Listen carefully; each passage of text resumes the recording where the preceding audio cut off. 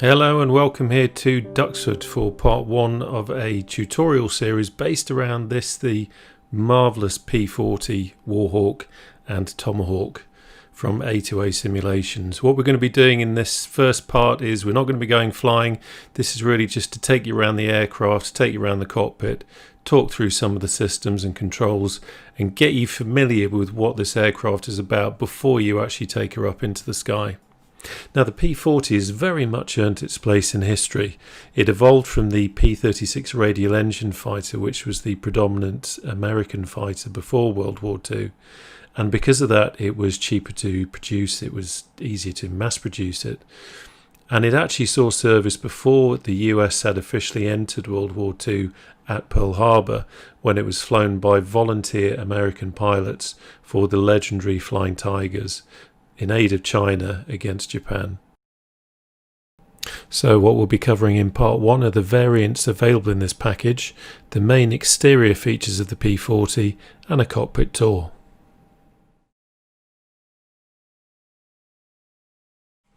Now, as with the Spitfire, A2A have given us some different versions to fly of this aircraft. So we have the P-40B, which is the main US variant. We have the P-40B AVG, which is an export version that was used by the Flying Tigers. And we have the Tomahawk 2B, which is the version used by the RAF and by the Russian Air Force. Now, as always happens, aircraft evolve, and the B version was brought about really to address a lack of protection and armour from the previous version. And the C, again, this was really an adaptation to add self-sealing tanks, which was something that the British wanted, and because of the addition of the self-sealing tanks it reduced the capacity, and so drop tanks were also added to this version. Now, in terms of the sim, what does this mean for us? Well, really it means that we're going to see different fuel selectors and fuel gauges. The AVG and the Tomahawk uses imperial gallons, whereas the US models use gallons. We're going to see different gun sights and different fuel capacities. So starting up front, we have the all-important engine, which is an Allison V1710C15 V12 engine that's going to give us a max horsepower of 1040, a max speed of 360 miles an hour at 16,000 feet, and a climb rate of about 2,800 feet per minute. Sitting under the nose, we have the gaping shark mouth that is the air intake for the coolers, and on top we have the smaller carburetor air intake. Moving to the rear, we have our elevator trim tabs and our rudder trim tab embedded in the respective control surface. Then coming round to the wing, we have an aileron trim tab on each side. We have our starboard nav light, and the port side gets one too. And so that we know our airspeed, we have a very useful pitot tube on the port wing. We have our landing light. And if you see steam coming from here, you know you've definitely overcooked the engine. Now, something that A2A have modelled in a really interesting way is that sometimes with the hydraulic system the gear will extend, or the gear legs will extend at different intervals. It doesn't happen the same way every time, and that's the really interesting thing. You never know quite what kind of airflow blockage you're going to get. And what this means is that you have the potential for the aircraft to behave differently every time you actually lower or raise your gear.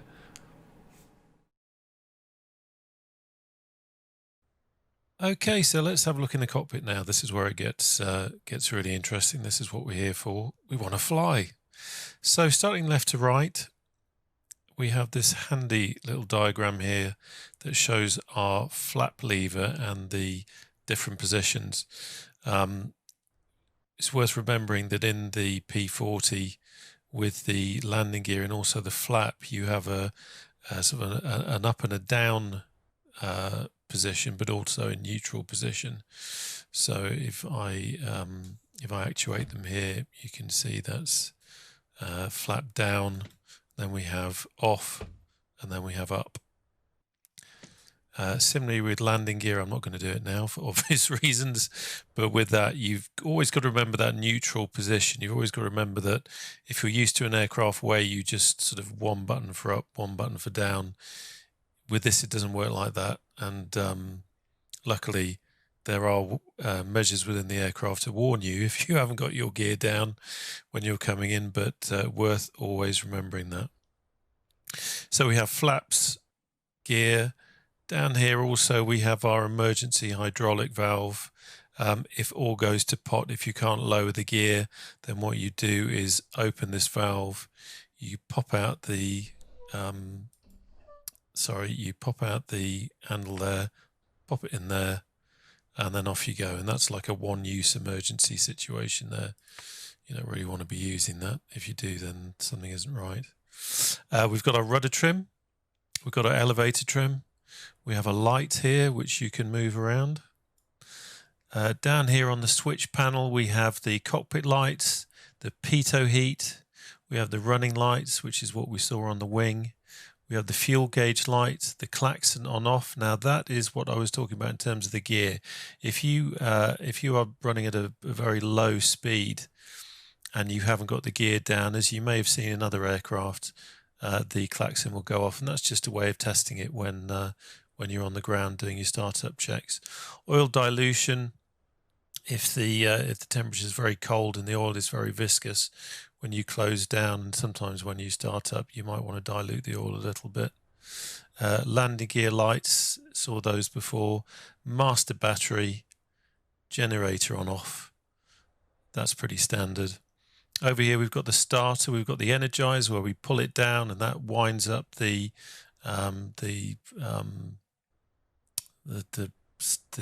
flywheel, for want of a better term. And then once we've got, after about 20 seconds, once we've got to the speed on that we want to be, and we've got the inertia, we've got the energy, we then flip to engage, and then hopefully our engine will start, but we'll see more of that later.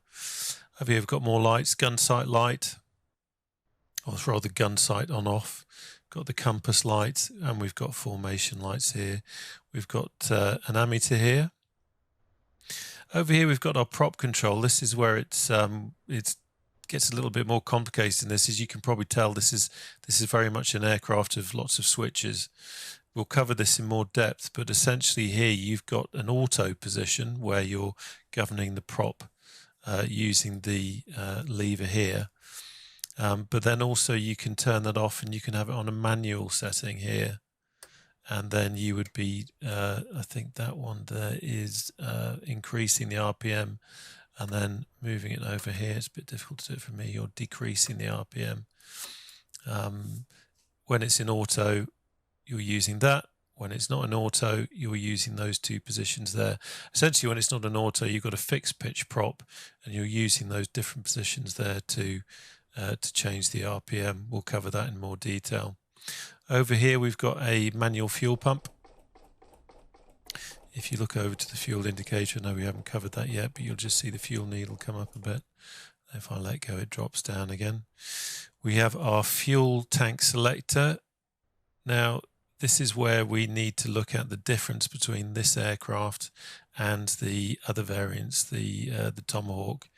As you can see with the Tomahawk, this looks slightly different, and we have our belly tank or our drop tank in that mix as well, which makes it a bit different. Okay, so moving up here, we have the trigger safe for the guns. We're not going to be shooting anyone down, so we don't need to worry about that too much. You can charge your guns if you feel that will give you a bit of an adrenaline rush, but it ain't going to do much, to be honest. We have our press tone warning. We'll see that when we do our startups. That's linked to here.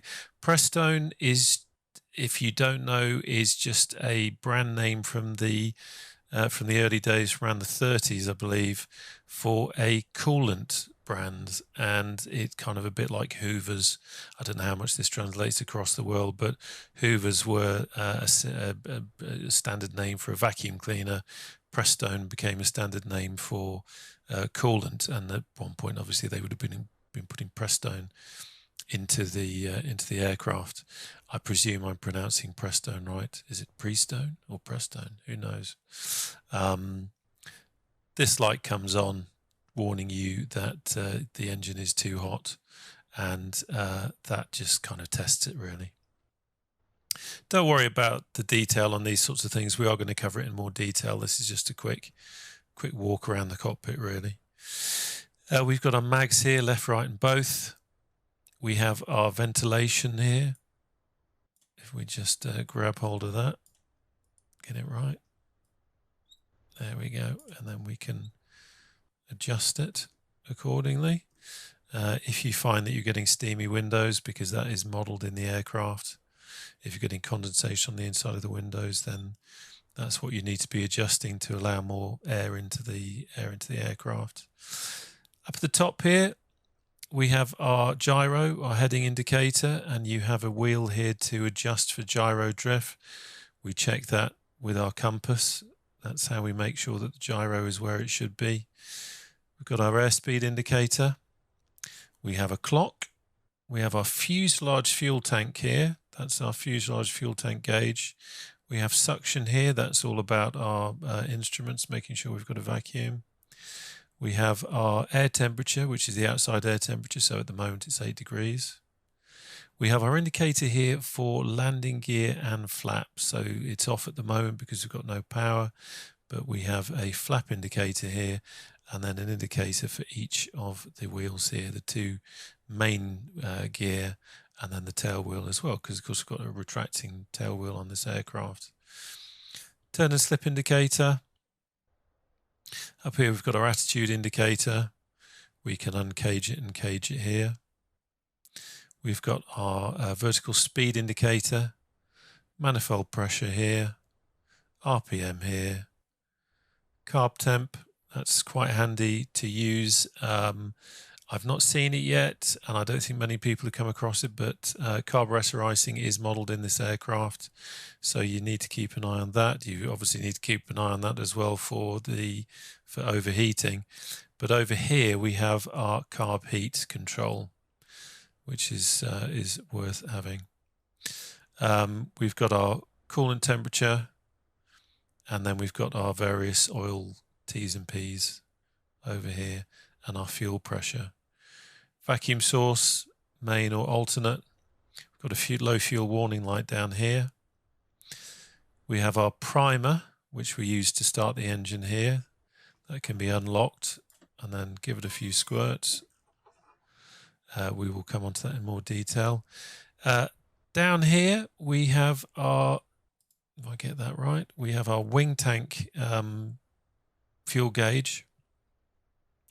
Now, I don't know if you can just see here, for the gun sight, we have a lens cap there just to protect it and to turn it off or cut the light off. Again, we're not going to be using that. Top of the stick here, this handy little button here is your electric hydraulic fuel pump actuator.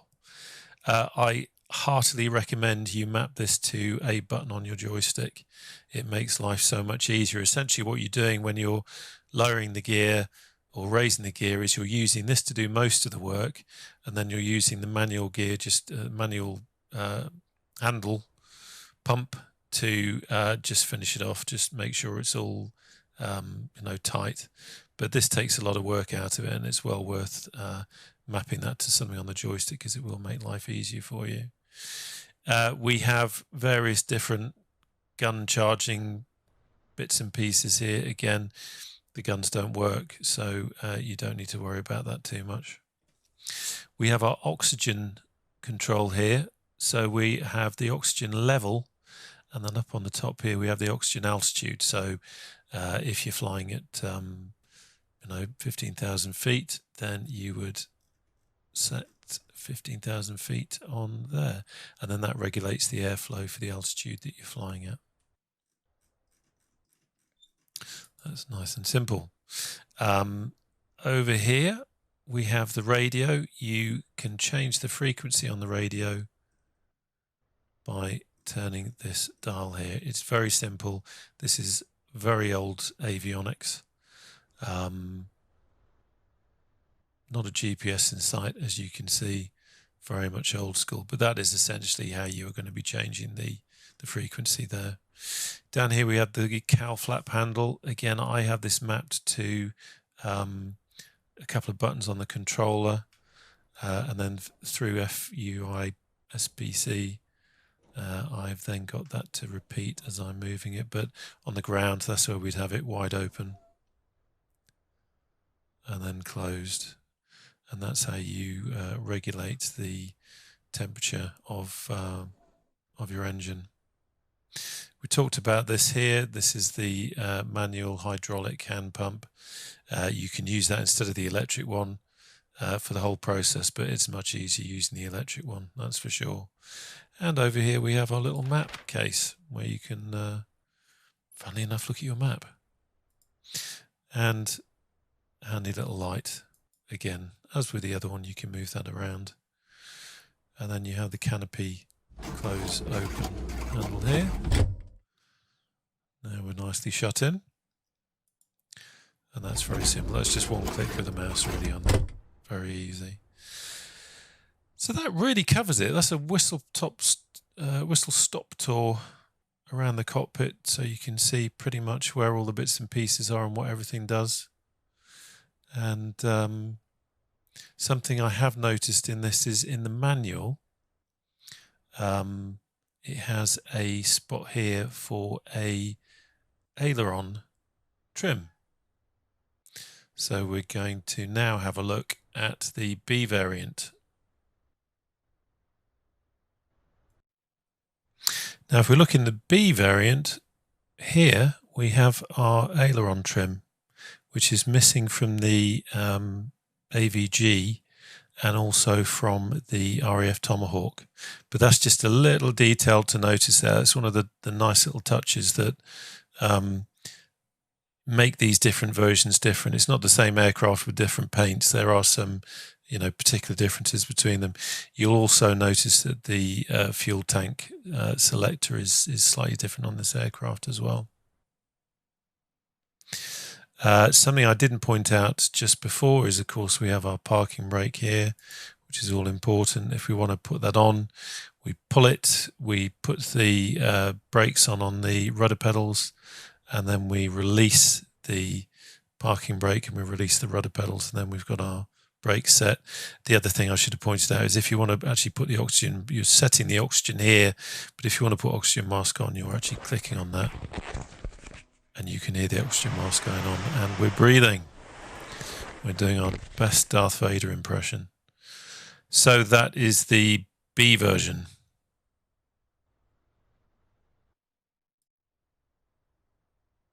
Now in the C version, we've got our aileron trim here. The difference here now is that we have the belly tank, the auxiliary tank. So we have again a difference with our fuel selector here, and we also have a tank release pull here. I mean, essentially, really, you don't want to be dragging a belly tank along for a long time. So really, you're taking off on reserve once you've run that down a bit, because you want to create some space in it, because the engine doesn't use all its fuel, and it will put some of the fuel back into the reserve tank. So what we want to do is use that up a bit, create some space, then we go onto the auxiliary tank, the belly tank, use that up, drop it, get rid of it, and then we're ready to go. You don't want to be carrying a dirty great big egg underneath the aircraft for any longer than you actually need to. So this is the C version. So you can see again, slight variation there, slight difference. And here we are in the RAF Tomahawk. Again, you can see that we have a difference here with the mainly, compared to the C is the color, but we have the again the reserve tank here. We have the auxiliary, which is our belly tank, and we've got a tank release here, and we don't have the aileron trim in this aircraft. So back in our AVG version, no aileron trim, no belly tank, simplified fuel selector, and as with all the other fuel selectors, you can see it actually tells you the capacity of the tanks as well, which is always quite handy. So there we have it. That's a tour of the exterior and the cockpit of the aircraft. She's a complicated bird, lots of switches, but what great fun she is, and we are going to get to know her over the next few parts. And by the end of it, you should hopefully know everything you need to know to be able to fly this wonderful aircraft.